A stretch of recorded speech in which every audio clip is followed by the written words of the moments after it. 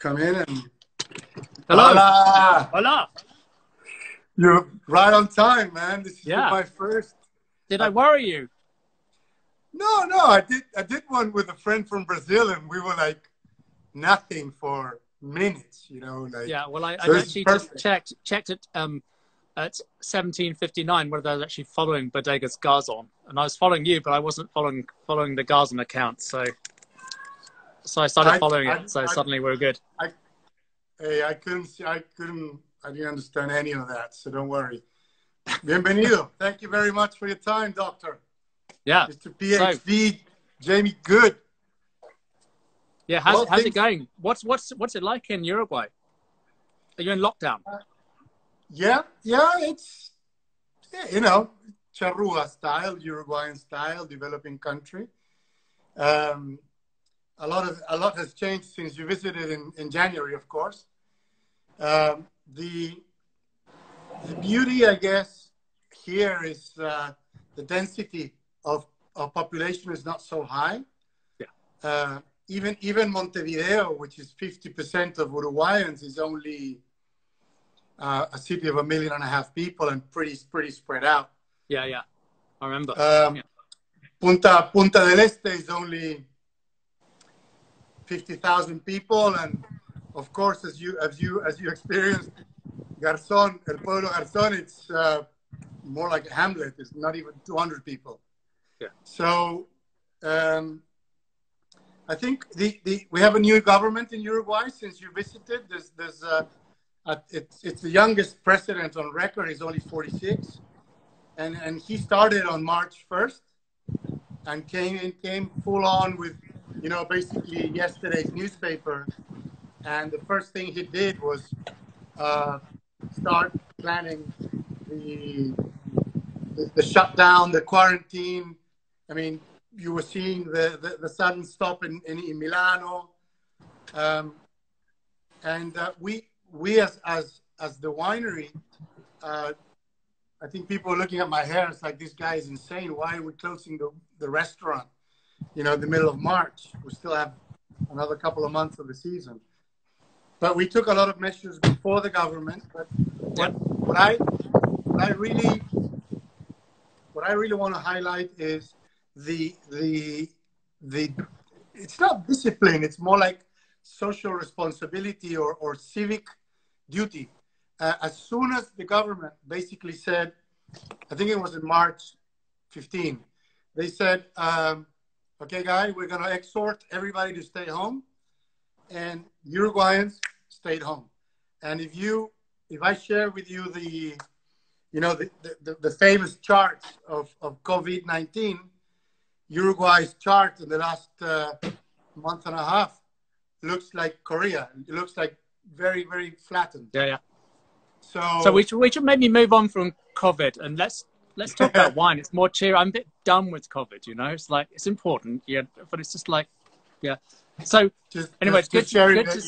Uruguay is doing okay so far. It's doing okay. Yeah, we're all, the new normal is something we're coming to terms with. But it's, you know, it's spring here in the UK, and I think most people are doing their bit. It's reversed, but this is the new strategy. Yeah.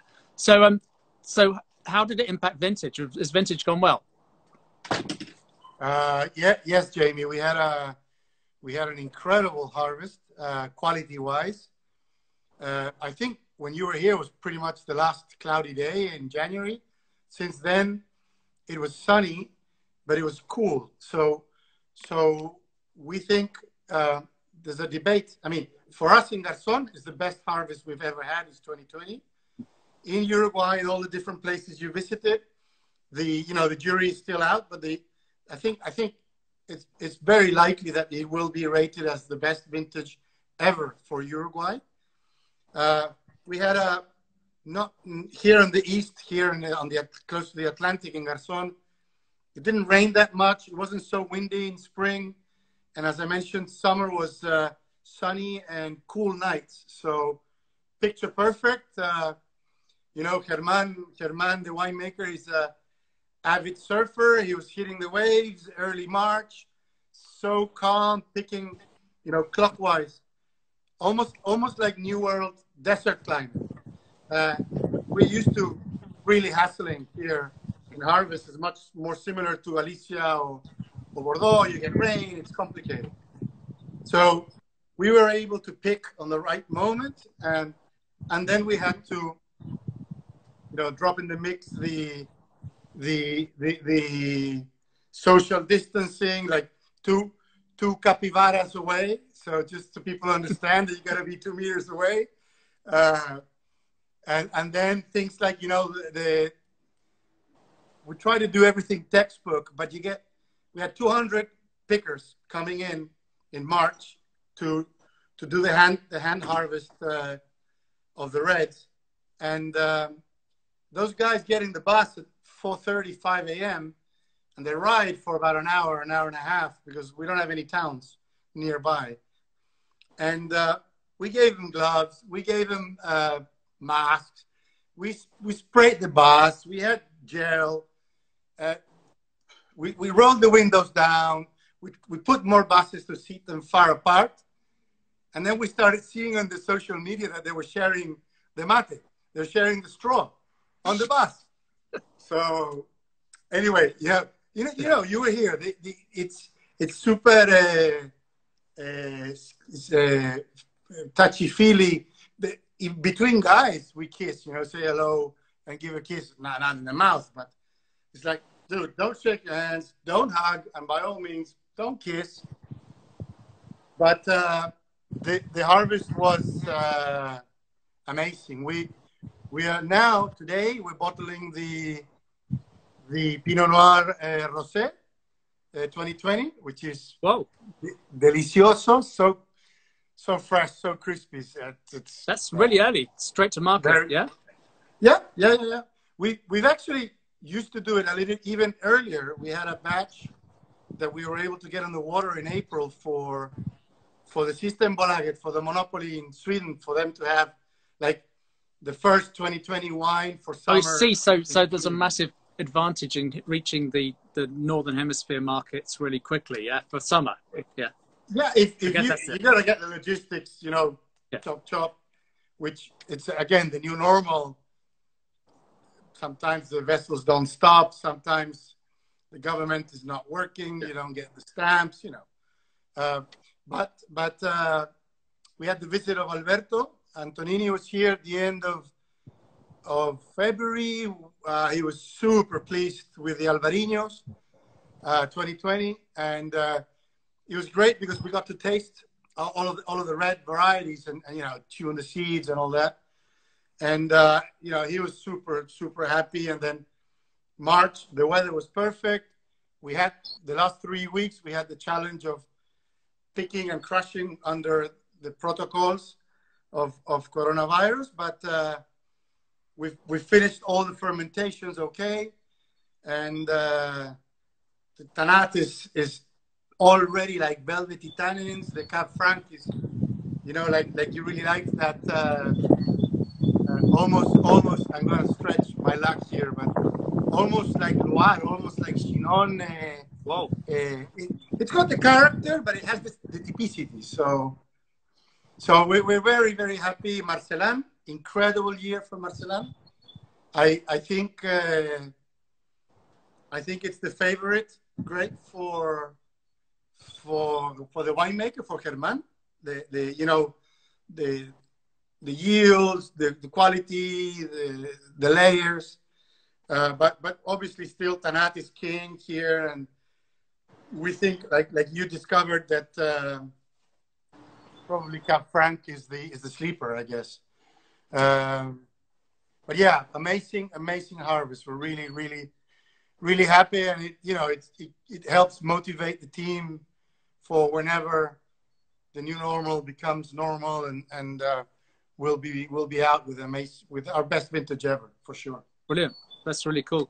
You mentioned Albariño, so you guys are, I guess, not the first people to plant Albariño, but definitely the pioneers of Albariño in terms of taking it more seriously, yeah? In Uruguay. Yeah, in Latin America, really. You had talking about Albariño. Give me a sec. I need to ask my wife to bring me the bottle because, you know, sorry, but this is the reality of working from home. I don't know if you can see my. What happened to your leg? Yeah, I saw the crutches in the background. I was wondering what had gone on. Well, a lot. I got an ear infection, so I can't hear through my left ear. And about 10 days ago, was this sudden storm, and I didn't hear it, but a door went slamming, and I reacted trying to stop it. And the door won, and it basically shattered my the joint between the toe and the metatarsal. Oh, so that sounds horrible. It's very painful. And if you want the third chapter, so death, broken leg, and then on the morning of the next day, because I can't step on the plaster, the clutches on my right side on the slipped in the morning, and I fell in the kitchen, and I didn't hit myself, but I don't know, held my teeth so tight I broke a molar. So man, that's just horrible. I'm so happy April is over, man. I'm so happy. Oh, that's gross. No, it's all right. I feel for you. I really feel for you. Yeah, let me see, because I have no idea how to avoid. I have the. Yeah, Reserva. I need to get my Albarino 19. Yeah. Yes, sir. This is my campanita.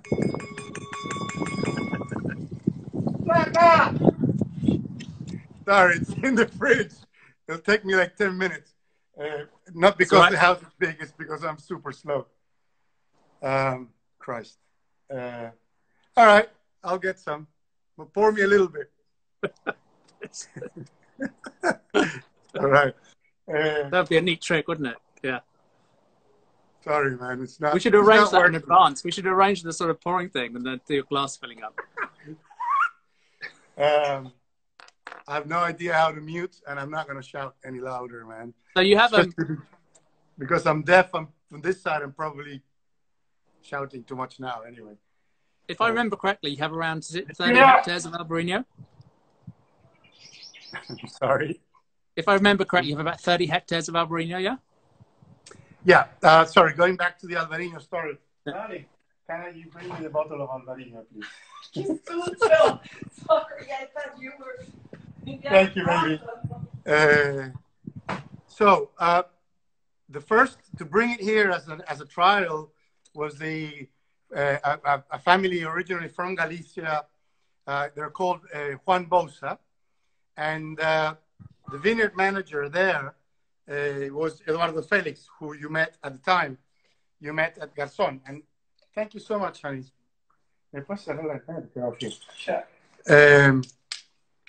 So when Alberto Antonini was invited by Bulgheroni, Don Alejandro, to scout the area and to see the potential of Garzón, he found it pretty. Sorry, thanks for the bottle. Really appreciate it. It just arrived. Right. So he, salud, my friend. Cheers.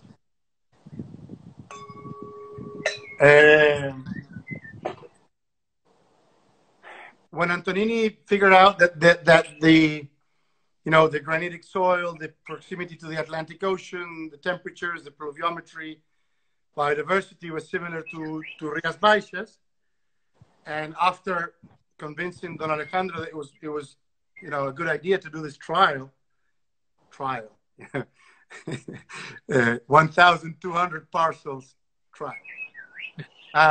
His variety on whites was immediately Albarino, and they hired Eduardo Felix, who's the first employee, the vineyard manager, who had just planted Albarino for Bosa in Canelones. So we went full on, and one thing led to the next, and today we have 36 hectares in production, and we planted 4 more, and we're going to plant a bit more now. So I think we have like 95% of the Albarino of Uruguay and maybe 90% of the Albarino of South America. And the results are fantastic, eh? If you say so, sir. I agree. Yeah, I'm so impressed. When I came, I think I tried 4 different Albariños. Mm-hmm. And in ascending, I guess, tiers right to the top. But I thought then this one is the second tier up, is it? This is our first tier. First tier. Albariño. Albariño Reserva. I know it sounds weird to you. It's reserve.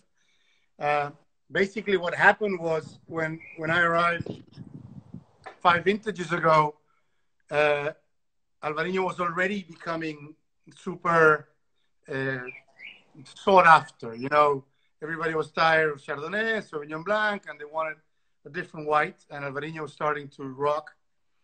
And I basically said, okay, we won't have enough, so we start at the level of the reserve, which is only stainless steel, no malolactic, which is what we have here. And then we did a trial with Germán and Alberto Antonini, what we call single vineyard, which are the two little parcels right next to the winery facing due south, so super exposed to the ocean wind and protected from the sun. It's quite steep, and that fruit we actually fermented in the cement tulips with the native microflora.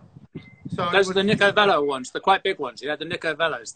That Alberto loves those, doesn't he? And they're amazing. Yeah, we baptized them tulipas, like, you know, tulips, like the flowers.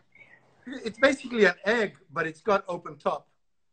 So yeah, they're about 8,000 liters, and they're really cool. And that was it. That's how we started with a single vineyard, Albariño. That it's also available will be available now in UK, thanks to David Gleave paying a visit in March. He decided to bring the single vineyard Albariño. It will be in the next order. Great news, yeah. And then what you found interesting was the new one. We call it there you go. We call it Petit Clos. It's just one parcel. Yeah. That we night harvest. So we pick when the grapes are like 10, 11 degrees, 3 a.m. in February, and part of it is fermented in. You remember the cigar? The very long barrel. This is an amazing thing. There's a barrel. Yeah. Like, for those who haven't seen it, so we're going to the cellar, and there's this barrel that's like the same size as a barrique on either end, but it's like 7 times longer. It's like, was it Vicard? Is it Vicard? Who was made Vicard. It's they did it especially for us. Good memory, yeah. Good memory. I didn't practice. I just remember. They did it as a favor. It's basically almost three barriques. 600 liters. So I was exaggerating when I said it was 7 times longer. Well, it felt longer. So I guess the idea is to get massive lees contact, is it? Yes, exactly. Maximize lees contact, yeah. Exactly. We because the level of acidity in this place naturally is so high, because yes, we're New World, but as you saw, we're more like Europe in the sense of rainfall and biodiversity. It's not a desert climate. So we have beautiful acidity, malic acidity, and we want the creaminess and you know the body to come from the yeast lees, not from malolactic. So in this case, you have 3 times long. You have a lot of contact for sur-lie.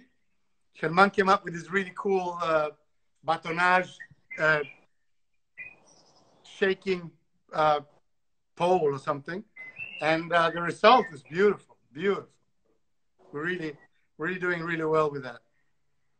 I mean, this is a lovely one. It's so linear, and it's got precision, but it's not just an acid bomb. It's not just about acidity. This is my impression anyway. But it's got this kind of lovely Albariño sort of apricot and citrus sort of fruit, and volume in the mouth with precision. It's like, I was tasting it earlier on and did a video tasting note. And I was kind of saying that it's like Albariño with the volume knob turned up past 10, maybe to 11. It's Well, got I think so much intensity. the Alberto calls it vibrancy. The combination or the tension, he likes to say, the voltage. But the place is the first time we farm. It's the first crop ever in the history of the land. And I think that has to do with it. And also the granite rock has incredible percolation. It's like a sponge. So I think the whole plant is really functioning, you know, clockwise, like a Swiss clock. It's really healthy, self-balanced. And I mean, even your birds like it, man. It's like you have beautiful birds singing in the back. Sorry, just some questions. I just wanted to. Someone said 3 times long, but still the same height as a regular barrique, and the answer is yes, more or less. Yeah. Yes. Yeah. Yeah. Yeah. I got the idea from Barolo. You've seen some of the traditional longer barrels for Barolo. They're not the same, but they're long. And I'd said, hey, you know, I told him, man, what do you think this could work, you know, to barrel age Albarino? And he had it done with Vicara. It's great. But yeah, the wine has a lot of character, but also typicity to Galicia. But we're latitude 34, so I think we have more temperature or more sunlight than Galicia. And then the apricotish and the citrusy, it's got more. It's really balanced, as you say, linear but very balanced. There's a lot going on, and the alcohol is not low. Huh? It's I think it's. I need to put my glasses on, but I think it's 14 or something. 13.5 on the label. 13.5. Yeah. Yeah. Excellent pairings for this wine. Back label says excellent pairings for this wine. Cod with cockles. Oh yes, I'd love that now. I've been trying to eat less in lockdown, and so I'm always hungry. So I think cod with cockles with this would be fantastic. Or prawn, or a citrus prawn salad, yeah. Or traditional grilled seafood with warm mango salad and beans. Well, yeah, I'm into that. If only I could have that now with this wine. Yeah. What our top pairing is with grilled octopus, just like in Galicia. Oh yeah, yeah. It's delicious, delicious. But anyway, all of those pairings and salads, even the acidity is even so nice. Someone just said octopus, yes, and Mel Wine Brown, one of my friends, Mel, says hi, Jamie. Hi, Mel. Yeah. So I'm just reading the comments at the bottom. And give it because of the acidity and that linear palate. Try it with oysters. It's amazing. Yeah. Amazing. And how much would this cost in US dollars in Uruguay? So the US dollar price in Uruguay for this would be? The US dollar price for this in Uruguay would be, with today's exchange rate, $15. So $15. And in the UK, this would be what? In the UK, about £12. Well, if it's £12, this is fantastic. This is really cool. It's a great value. Yeah. 15. Yeah. It used. I think when you came here, it was more like $20, but we've had a devaluation of about 20%. But yeah, that's what it is today. Yeah, great, really good. So Albarino is a real hit, I think. I think it works really well. It'd be nice to see more people planting it. It's done very well in UK, in the on-premise, and some really nice restaurants, and London as well as outside. Or they love it in Edinburgh. And I was talking to David earlier, David Gleave from Liberty Wines, and fortunately there's a shift. It's pivoting. The independents, the off-trade independents have picked up Garzón now, so we're still kind of growing the business, but we have a very nice restaurant, as you know, and it's super challenged. It's been closed now 7 weeks, so let's just hope the on-premise can endure. Yeah. I think what's interesting in the UK is what we've seen a lot of. What What about Your you? question. What are you doing? You're normally traveling a lot and Yeah, this has exploring been the insane. world. Sorry, there's one of my nephews is exercising in the gym behind me. I'm sitting outside, and so you might hear the odd roar or yeah. So no, my previous life has disappeared. So I was on the road last year, and for the last 4 years I've been, and that's been a big change, a huge change, and so from now onwards, I don't know when I'll resume international travel. I'm not convinced it's going to happen before September. If it happens in September, I'll be delighted. But also, I'm rethinking about, my whole way of life. I think I've traveled too much. I think I've been on the road too much. And it's like... I haven't been home for 2 months in 20 years. Yeah. I think now my I've wife been home wants for... me to leave, but I think my wife wants me out, but I kind of realized how much I was missing, with the kids, and it's a very different way of life. You're not running to the airport. I mean, thank God I don't have to travel now with this plaster, but But no, I think I got into it. Look, I'm curious, and I love wine, and I kept getting invitations to travel, and I had a gap in my diary, so I filled it. And I have friends in different countries, so I'd extend trips to spend some time with my friends. And so I guess we're in different sides of the industry, but from your job, is traveling is intrinsic to the job, I guess. It's you work the markets, you've got to sell wine. But I think we're going to have to look at a way of doing this that doesn't involve quite so much travel, maybe more intelligent travel. So I'm not on the planes all plane and back and plane and back and plane and back. I don't know, but I still love what I do, and I've actually got 2 books to write at the moment, and I think with my travel schedule, it was going to be really hard to write them.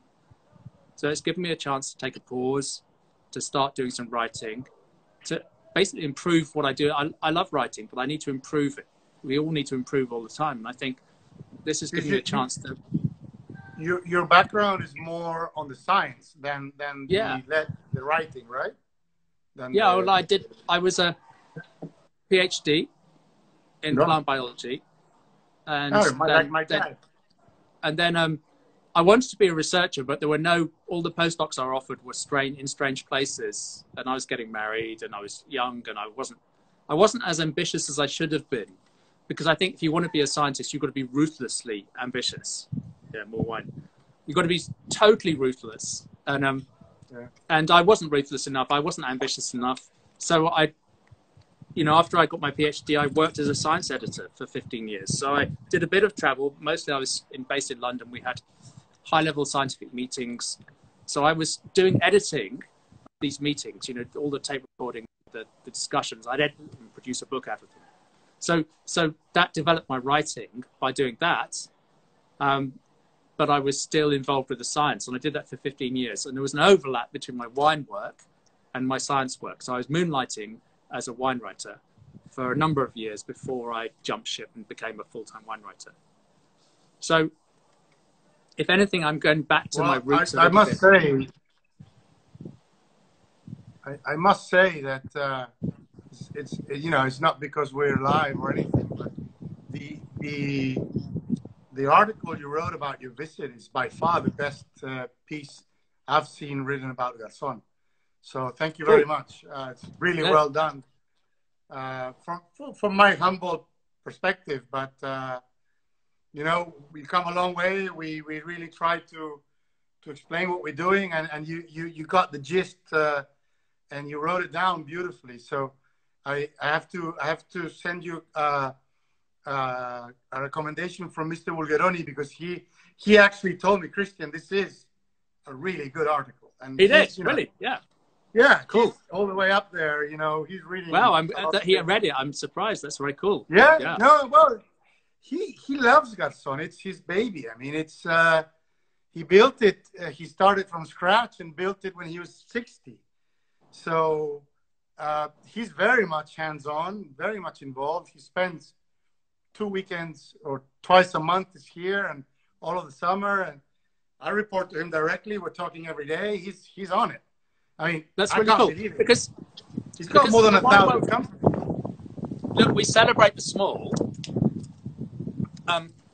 but sometimes you need the big to create the change. So the big good is very important. And I just saw that Peter Ferreira's on here. He's so Peter Ferreira, Graham Beck in South Africa, is making some astonishing sparkling wines in South Africa. It's a well-funded project. It's a big project. But I think sometimes you need people who are dedicated specialists, but are also properly funded to be able to produce something exceptional sometimes. Well, there's obviously a ton of vision and some of the best talent in the world, like Alberto Antonini and Germán and Eduardo from Uruguay. And obviously, Don Alejandro was able to, go full lead construction, which makes everything more expensive but super environmentally sustainable. And all of that was, if you look at the chart of the barrel, it was in the days when the barrel was $100. Now today the barrel was $20. Yeah. But he was able to do this, and it's amazing. It's an amazing milestone, Garzón, in many respects. Just quick shout out to Helen McGinn, Knackered Mother, who's just said hello. So she says hello to Jamie and Christian. You know Helen? She's good. Absolutely. She's very good. Yeah. Absolutely. I know her since before she was Helen McGinn. We used to do quite a bit of business with Tesco. Oh, Tesco. In the late 90s, out of Viña Santa Ynez. Wow, cool. I remember some of those wines. Yeah. Hi, Helen. still going. But for me, it's also, my background is agronomist, winemaker, sales guy, marketing, commercial manager. And from Uruguay, if you're not on the road, you're out of sight, out of mind.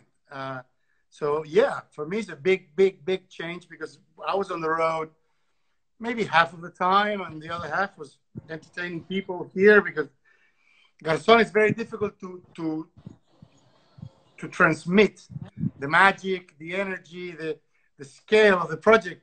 I try to make good videos and photos and stories, but people go there and they say, Christian, you're a lousy salesman. It's way better than what you told us. And I'm like, well, I tried. It's an amazing place. But yeah, I think now we're trying to keep the voice going, and I thank you very much for giving us the platform now. He just did a lot of... Excuse me for 1 second. I just need to Okay, I'll entertain you. The next wine... Just wait, just for 5 minutes. It's all right. The next wine is fun because it's a Tanat. And it's Instagram proof. What does that mean? To do live... Sorry, I'm entertaining whoever's watching, but... Yeah. The next one is a Tanat. And I've been told that it's Zuckerberg Instagram proof because you have to project with a reverse camera. But since Tanat is a palindrome, it works. That's a good point. Yeah. Anyway, so I just had to nip off because my two nephews are exercising, and when they do, they pump up the music and they open the windows, and so out here suddenly becomes very noisy, and it's like I thought there was too much disruption. It's okay. Don't worry about it. So we're going to do some Tanat. Can we talk about Tanat? Sí, señor. So this is the single vineyard Tanat 2018. No. Yeah, you got the 17. I have the 17. Oh my God. Wow. That's like Back to the Future. So this is Francis Mulman's favorite wine, yeah? Yeah. Whoops, just dropped a bottle. Don't drop it. The bench is slightly uneven that I'm sitting on. So we had a little Albarino instant, but it's fizzy. It's fizzy, but it's carbon dioxide might be leaving at a rapid rate, but it's all good. So, were you able to save the Tanat 18? yes, the Tanat's fine. The Tanat's fine. Oh man, I So, have the 17, which is a little bit more evolved and a different style of harvest. But 18, do me a favor, keep a glass or keep a little bit in the bottle for 2 days from now. Yeah, so good. We'll do that. So good. So, I think Tanat has an unfair reputation because of the name. I think people associate the name with tannic. So people think Tanat is always tannic and dense. But I mean, you're the researcher. Is that why it's called Tanat? Because of the tannins? I've no idea. I've been to no idea. I just never asked Alain Brumont or Philippe or Patrick Ducournau, but I mean, I think it just makes sense. Planting a variety from the southwest of France in Uruguay seems to be quite sensible, because if you there are regions where there's some warmth, but there's also a bit of growing season rainfall, and so ideally, presumably, you want bunches that have an architecture where they're just not going to be so susceptible to rot. I mean, is that the reason why Tanat's successful in Uruguay? This is a very open discussion, and I am from Chile, so I will have an outsider's perspective here. I'm not from France, and I'm not from Uruguay. I studied in Chile and I studied in California, so this is coming from a different angle. But for me, it's the survival of the fittest.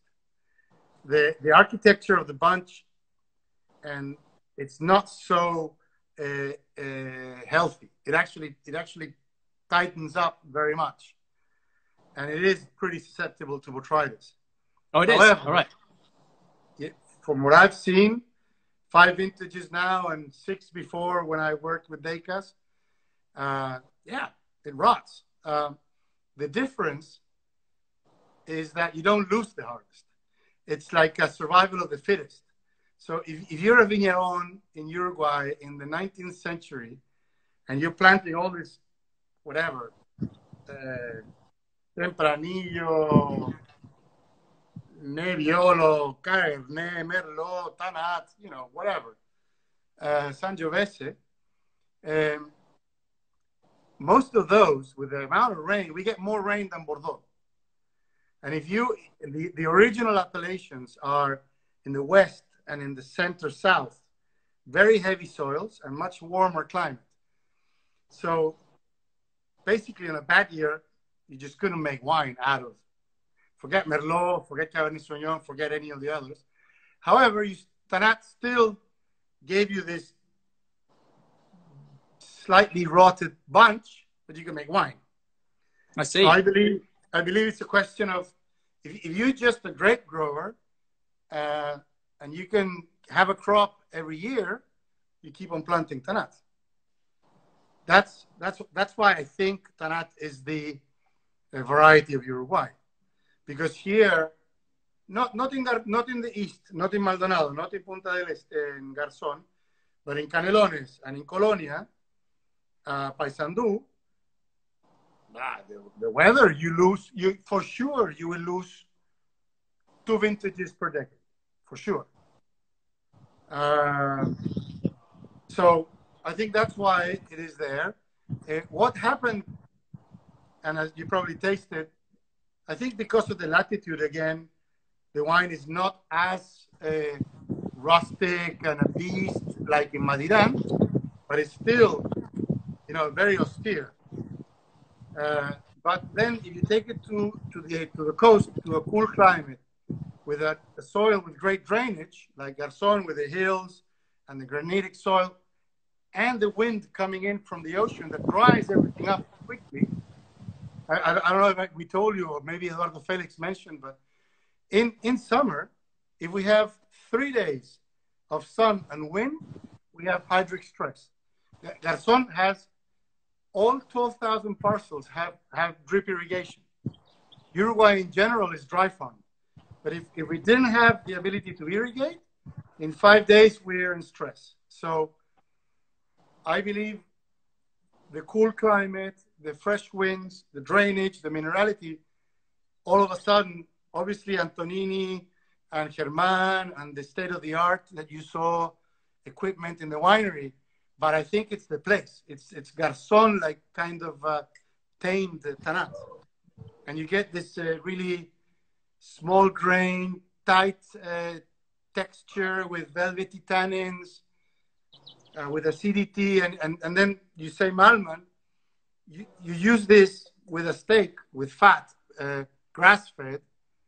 It's the glory. It's amazing. It keeps your palate clean, and you know we have four cows per person in Uruguay, 4. So we're beef eaters, and Tanat works with the beef or there's some questions here. There's Peter Ferreira from South Africa, who makes some of the best sparkling wines in South Africa, says, Christian, do you know the viticulturist Johan Weiss from South Africa? It rings a bell, but where does he work? He's at Graham Beck. He's the winemaker. Yeah. Graham Beck. Yeah. No, I mean, we don't talk every day, but yeah, I've met him. Yeah.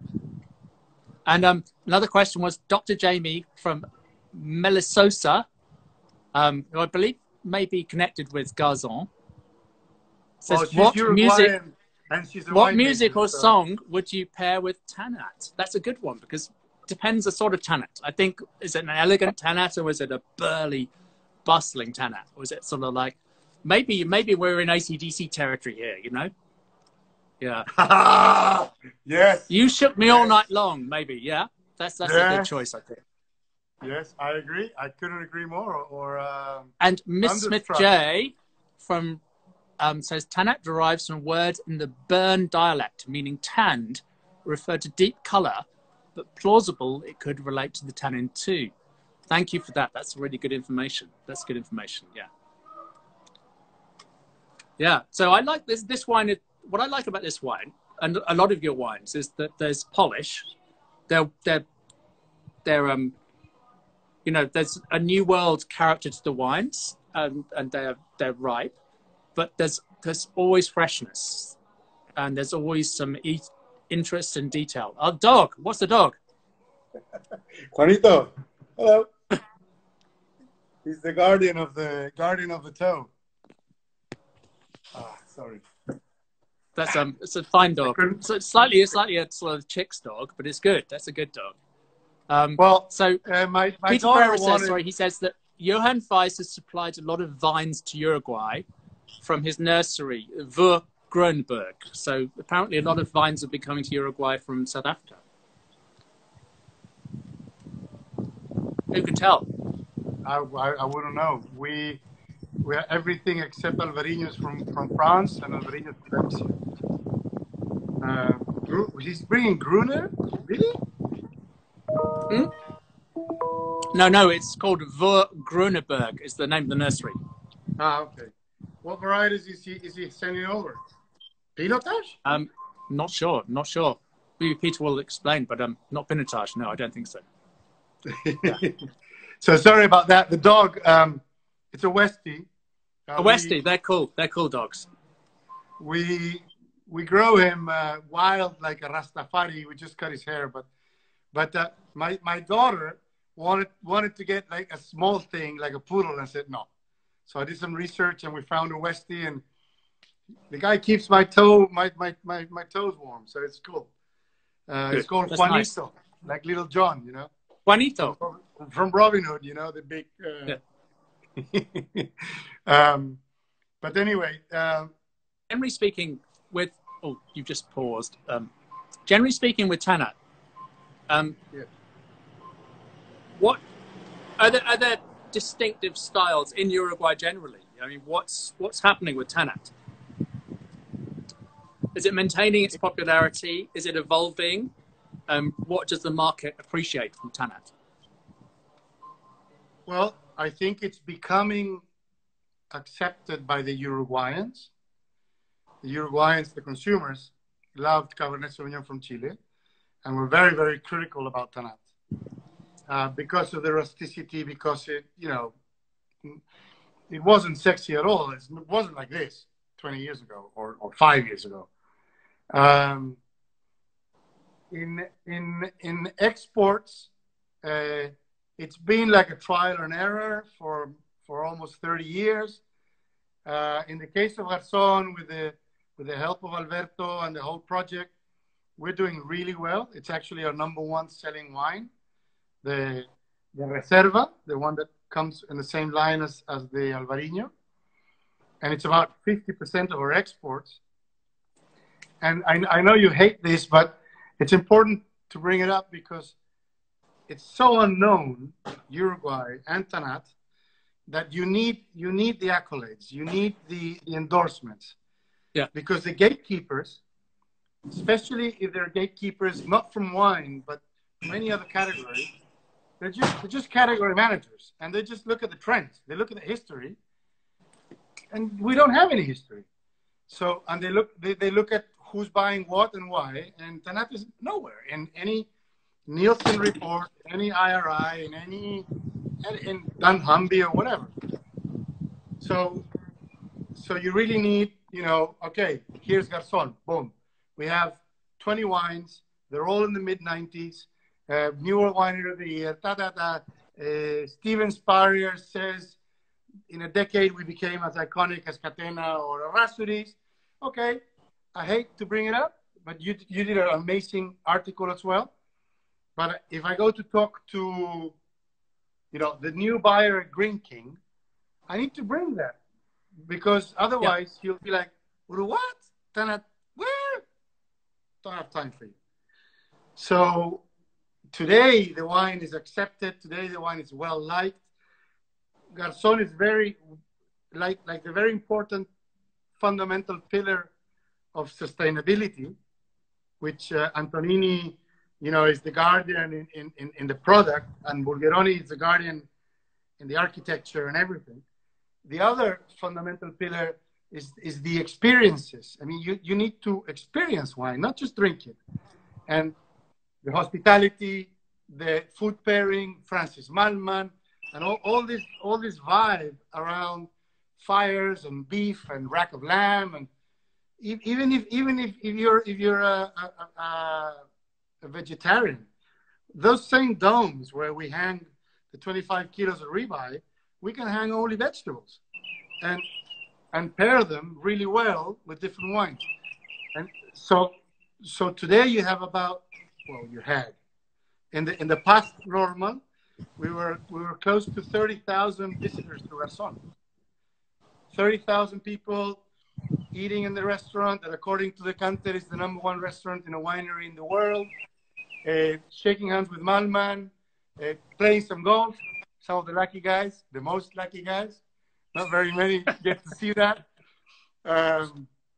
It's amazing, and you're only 10 miles from the ultra hippie chic luxury summer resort of South America, which is the small town of José Ignacio, which would be Saint-Tropez to Cannes.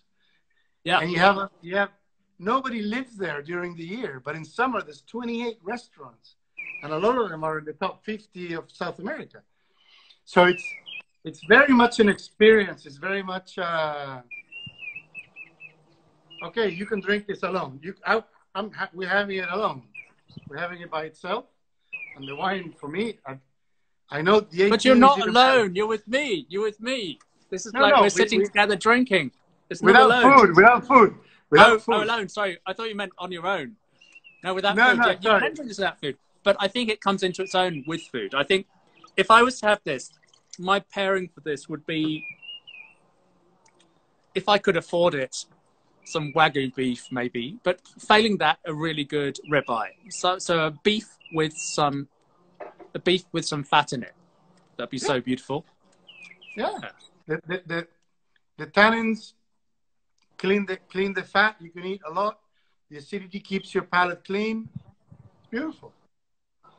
Beautiful. And it's also good with game. We have wild boar, which is a kind of a plague. Yeah. It's amazing. I mean, it goes really well with lamb. when you do those 10-hour cookouts of lamb. Beautiful. And I think that's why Francis, I mean, he was quoted by,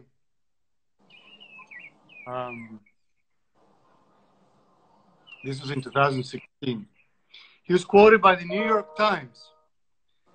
You know, Francis Malman's mother is from Uruguay, and his father is from Argentina. And he was quoted saying that he preferred Uruguayan grass-fed Hereford to Argentinian feedlot Angus. Ooh. Yes, and he preferred it with Tanat from Garzón instead of Malbec. I won't tell you where, but you probably can figure From it out. Catena. Oh no. Oh, I didn't say anything. But it was a disaster.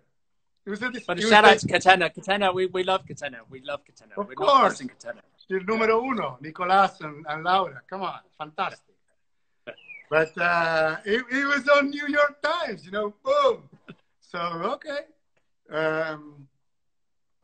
But there's a lot of really cool, amazing stories. I don't know if I mentioned to you when we launched the Garzón Club, the Mr. Bulgeroni style club. We did it in England. We didn't do it in Garzón. We did it in England. Right. Yeah, in a place called, it'll come to me. It's north of Cambridge. It's a beautiful palace, big grounds.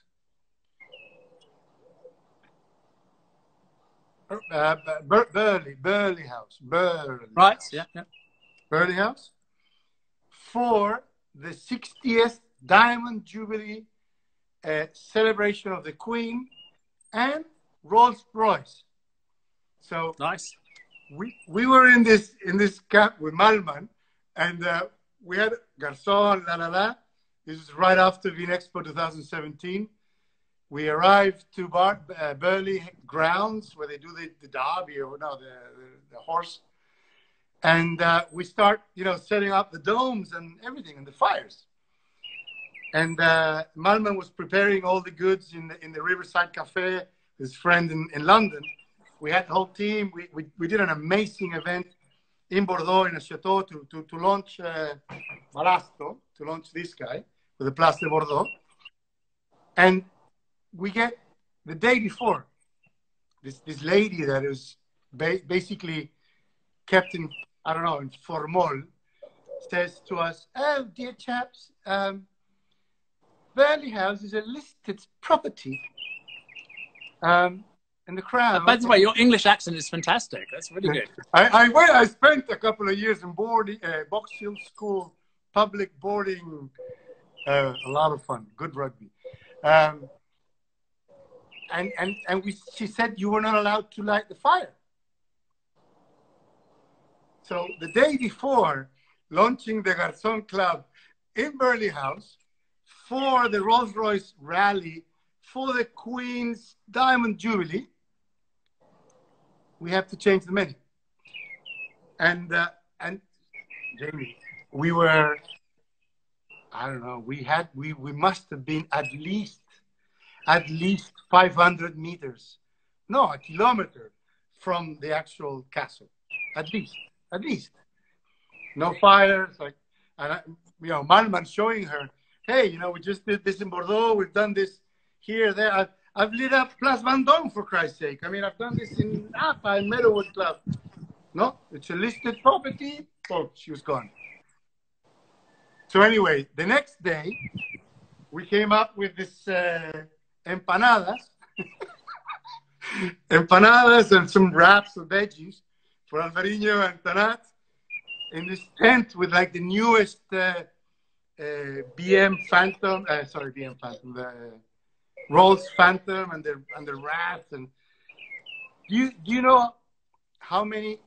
Guess how many motors? How many Rolls-Royce motors showed up for that ride? Give me a number.